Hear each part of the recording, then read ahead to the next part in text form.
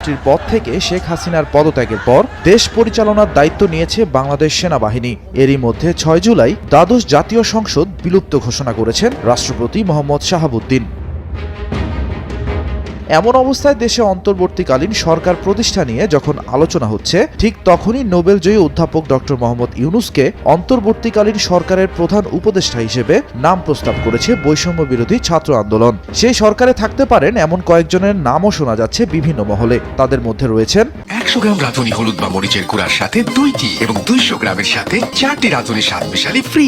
Doctor Salimullah Khan, doctor Asif Nazrul, বিচারপতি অবসরপ্রাপ্ত Abdul Wahab Mia, general অবসরপ্রাপ্ত ইকবাল করিম ভূঁইয়া, মেজর জেনারেল অবসরপ্রাপ্ত Syed Iftekhar Uddin, doctor Debapriya Bhattacharya, Motiur Rahman Chowdhury, brigadier general অবসরপ্রাপ্ত এম শাখাওয়াত হোসাইন, ডক্টর হোসাইন জিল্লুর রহমান এবং বিচারপতি অবসরপ্রাপ্ত এম এ মতিন।